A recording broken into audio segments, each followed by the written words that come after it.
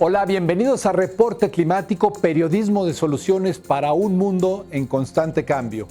Mi nombre es Iván Carrillo y me da mucho gusto que nos acompañen en este espacio que reúne a las voces expertas de Latinoamérica en busca de soluciones contra el problema que nos afecta a todos, la crisis del clima. Información, participación y movilización son los tres ejes sobre los que debe construirse una ciudadanía preparada para adaptarse y mitigar el cambio climático. Hoy hablaremos al respecto con Henry Córdoba Brán, quien desde el Perú nos comparte la experiencia del movimiento ciudadano frente al cambio climático. ¿Qué podemos aprender en otros países de esta iniciativa? Los invito a descubrirlo luego de un recorrido por las noticias más importantes sobre el clima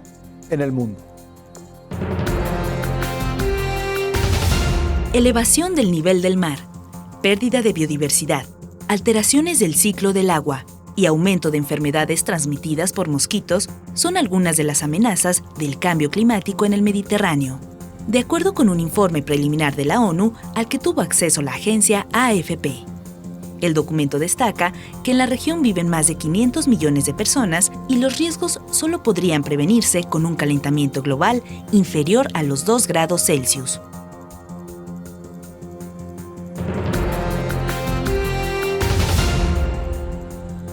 De acuerdo con un estudio publicado en Nature Climate Change, el cambio climático podría eliminar algunas de las enfermedades y plagas que sufren los cultivos agrícolas en países tropicales del sur del global, mientras que el problema se agravaría en regiones como Europa y China. Sin embargo, la investigación también predice que en ambos escenarios la productividad del campo se vería afectada.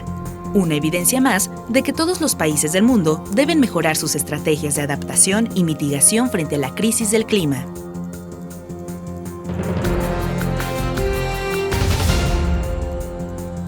La encuesta más grande sobre cambio climático jamás realizada en Australia encontró que el 67% de los votantes considera que el gobierno debería priorizar las fuentes de energía renovable por encima de la industria de hidrocarburos. Además, el 73% expresó un deseo de que el país llegue a cero emisiones de dióxido de carbono para el año 2050 o antes.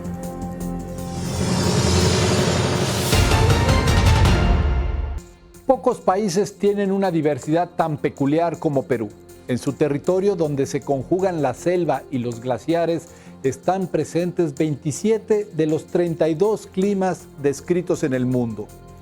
Sin embargo, esta riqueza lo coloca en una situación de riesgo que no podemos ignorar. Perú es uno de los países más vulnerables frente al cambio climático porque tenemos 7 de las condiciones vulnerables de las 9 que identifica el IPCC, que es, como ustedes saben, el panel de científicos de Naciones Unidas para el Cambio Climático. Desde las zonas marino-costeras, que son zonas inundables, hasta las zonas en donde se generan el agua para el Perú, que es una zona de glaciares, en el caso de la cordillera de los Andes, que en general se calcula que en los próximos 30 años vamos a perder 22% de glaciares,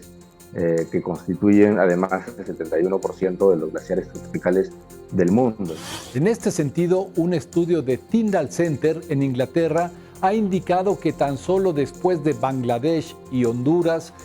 Perú es el tercer país más vulnerable al cambio climático, con consecuencias que van mucho más allá de modificaciones en el paisaje. Lo que va a generar es un proceso también migratorio de poblaciones vulnerables, que son justamente las poblaciones que se ubican en las zonas en las que el cambio climático va a tener un impacto considerable, tanto las poblaciones andinas como las poblaciones amazónicas. Los pueblos indígenas originarios que viven en la Amazonía, que también están sufriendo el impacto del cambio climático, van a ser uno de los más damnificados en este proceso. Este tipo de desplazamiento forzado ya es evidente en sitios como la Amazonía brasileña, donde además existe un problema de seguridad alimentaria que también amenaza al Perú. En los últimos años hemos tenido, aparte de las pérdidas de glaciares, fenómenos climatológicos como los niños costeros, que se han incrementado con mayor frecuencia en los últimos años, pero también los periodos de sequía altamente, digamos, conflictivos y que afectan a la ciudadanía en las zonas surandinas del país. Esos son, digamos, uno de los efectos más dramáticos que se están sintiendo del cambio climático en el país, pero que también impacta en la seguridad alimentaria, porque el Perú, que es un país con diferentes pisos ecológicos para la producción alimentaria y que de alguna forma cubre un buen porcentaje de los alimentos en el país, está generando en los últimos años que los campesinos, las campesinas, varíen su producción de productos como por ejemplo la papa, la quinoa, el trigo, porque ya las temperaturas no son iguales como eran hace 20 o 30 años. Pese a estos riesgos, Perú cuenta con una gran fortaleza, su ciudadanía, que se ha organizado en iniciativas como el MOSIC, movimiento que actualmente encabeza Henry Córdoba.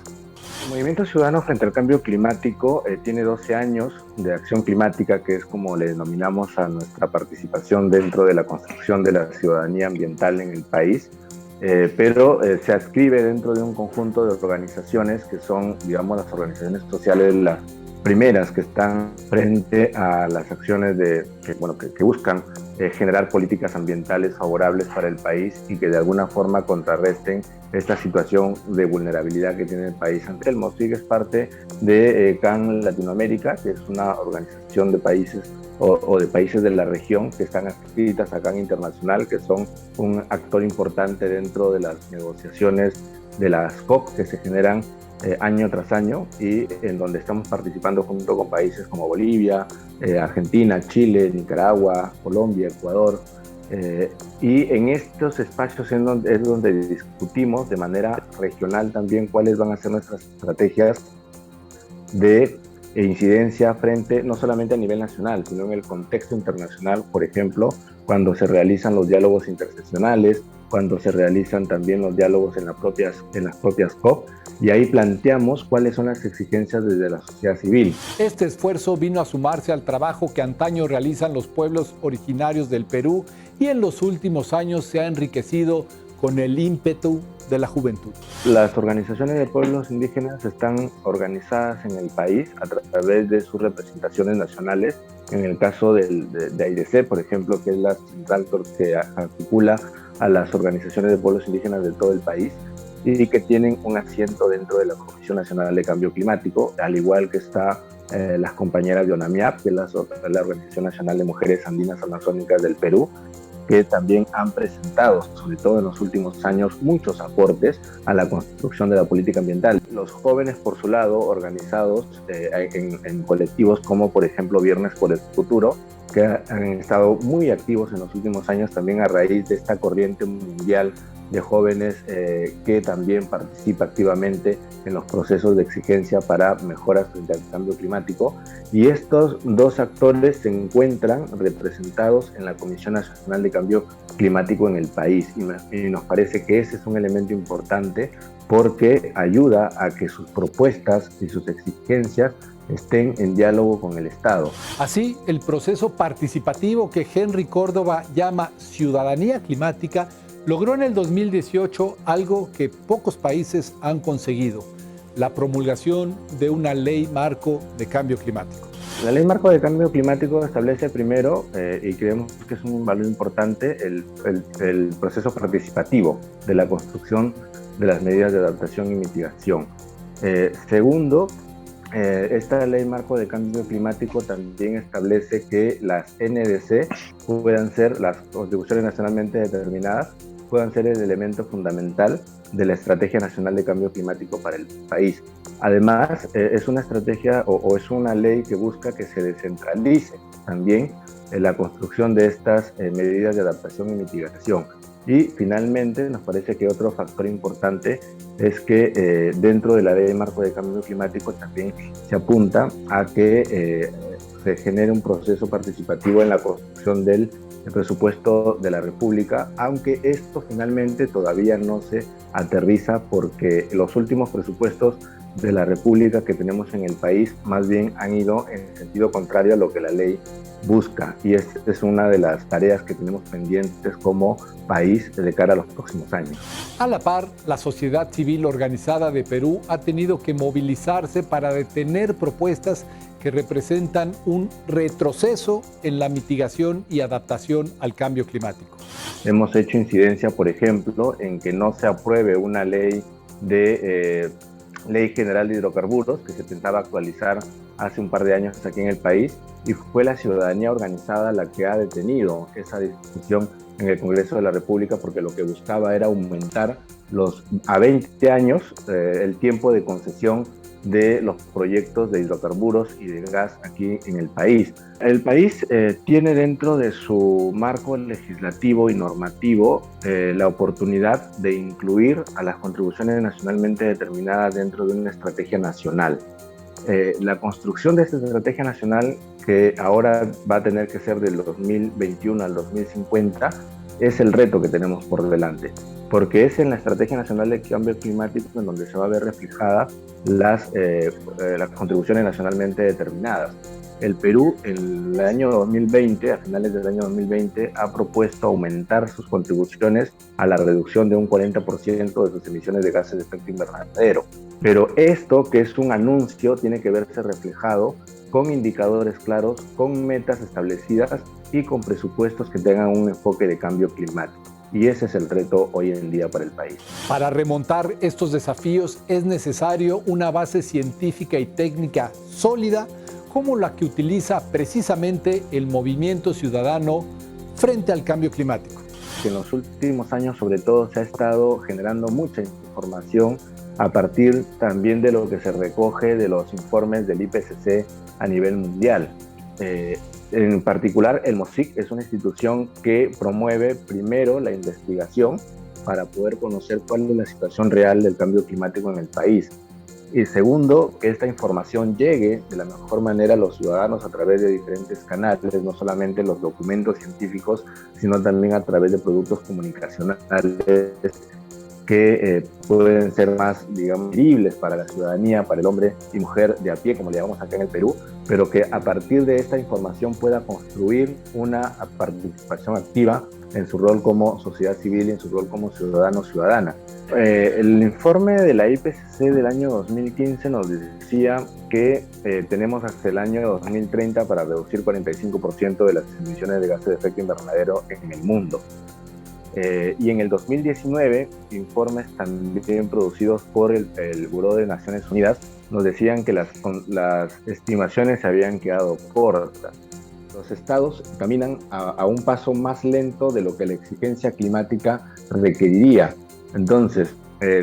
si antes hablábamos de que necesitábamos reducir 45% de gases de efecto invernadero en el mundo, el 2019 el IPCC ha dicho que para mantener la temperatura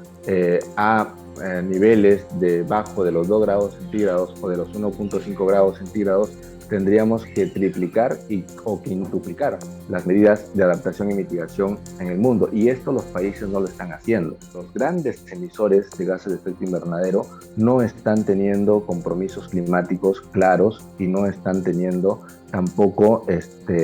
la posibilidad de darle al planeta un futuro posible, y lamentablemente el tiempo ya es corto. Estamos en 2021, estamos a 9 años del año meta que se había planteado,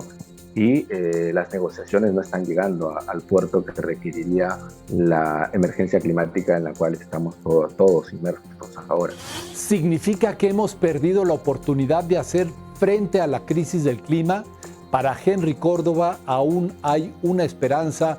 y radica en fomentar una ciudadanía climática. La construcción de la ciudadanía climática nos parece un eje fundamental, y para ello es que nosotros contemplamos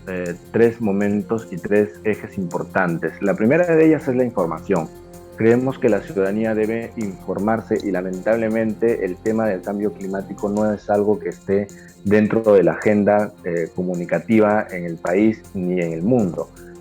No vemos grandes noticias en el día a día sobre cambio climático, y ese es un elemento que debemos revertir desde la ciudadanía climática, con el uso de las redes sociales, con la implementación de acciones como muralizaciones, que son factor importante acá en el país, por ejemplo, o las jornadas de reforestación que se generan en diferentes sectores de la ciudadanía. Entonces, la información es un elemento importante y luego la participación activa en los espacios de decisión política. Me refiero al Congreso y al Ejecutivo, en donde se discute la agenda ambiental y la política ambiental en el país, y finalmente la movilización, que ha sido un factor importante. Muchas gracias por habernos acompañado en Reporte Climático. Mi nombre es Iván Carrillo y los espero la próxima semana en este espacio de periodismo de soluciones para un mundo en constante cambio.